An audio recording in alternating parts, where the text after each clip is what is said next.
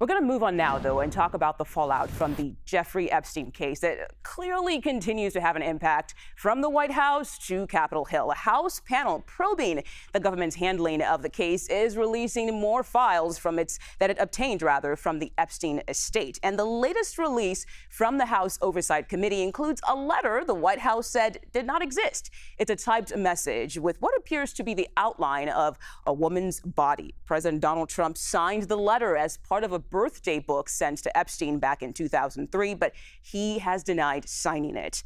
The Republican chair of the committee accused Democrats of cherry-picking documents and politicizing them. So we have reaction from two lawmakers on whether they believe the president on the letter. Listen. The president said it's not him. I believe the president. From what I see, it's not his signature. I've seen Donald Trump sign a million things. I think it's a distraction. What do you mean? I mean, it doesn't prove anything. Having a birthday card from Trump doesn't help the survivors and the victims. It doesn't name an additional new person who could be indicted. All right, let's get to the Hill and CBS News congressional correspondent Caitlin Huey-Burns. Caitlin, thank you for joining us today. The White House says the letter is fake. We just heard from some lawmakers who say they believe the president when he says he did not sign it. So what have you heard from other lawmakers about this so far?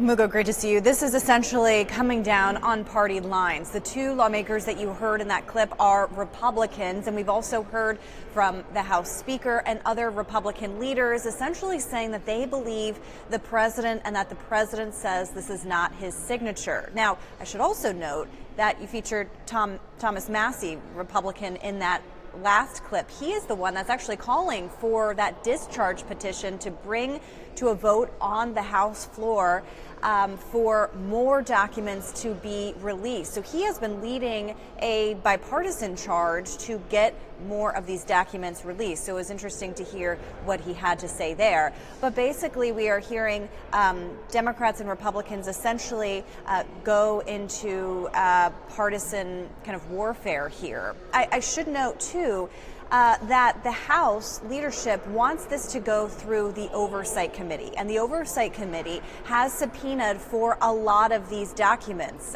They subpoenaed the Jeffrey Epstein estate, and that is how they got that birthday book, as it's so called, and other documents to be released. But the release of that has become political. So what we saw yesterday was released from the Democrats and Republicans, especially the chairman of that respective committee, is saying that that is not the intent of the investigation here. And he said that he also believes what the president is saying here. So, as I've been saying for many weeks now, this is a real story about real victims, and many of whom were highlighted on Capitol Hill last week. And all of this partisan politics, you know, you have to raise the question about what does this really do for them. Republicans and Democrats both argue that they're trying to get more information for those victims, just doing it in very different ways. Yeah, very important question. What does this actually do for the victims, the women who were affected by Jeffrey Epstein? So House Speaker Mike Johnson, he is now walking back his claim that President Trump was acting as an FBI informant in the Epstein case. Here's how the speaker clarified his remarks last night, and then we'll get your take, Caitlin, on the other side of things. He kicked Epstein out of Mar-a-Lago when he learned about this, the allegations of this just evil behavior, evil acts, and that he was participating in some way with law enforcement to bring about an end to that. I don't know if I used the right word. I said FBI informant. I'm not sure. I wasn't there. This isn't my lane. I'm just repeating what is common knowledge and has been out in the public for a long time.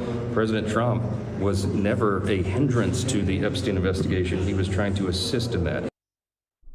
So, Caitlin, as you heard there, the speaker walking back those comments, and it raises the question, are more GOP lawmakers likely to take a more cautious approach when it comes to supporting President Trump on Epstein?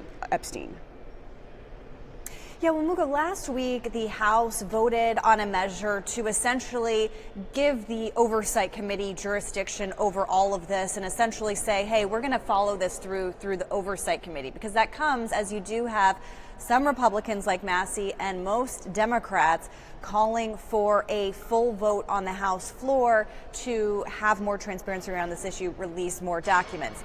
This also speaks to that clip that you just played there, also speaks to the way in which this issue has really been hovering over everything up here on Capitol Hill. I should note that in just a few weeks from now, the government is poised to shut down if Congress can't agree on funding levels to continue to fund the government. They've got a lot of work to do on deadline, and this is an issue that continues to hover over everything. House Speaker Mike Johnson and others hoped that the August recess would kind of dampen or quell the calls for more investigations about this, more information about this, and it really hasn't. And so we are yet at the start of another week in which this is hovering over all of the work to be done.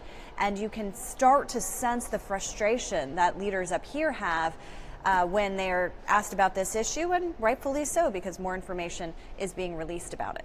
Yeah, seems like, again, a case that's just not going away anytime soon. Caitlin Huey-Burns on Capitol Hill for us today. Thank you so much for your time.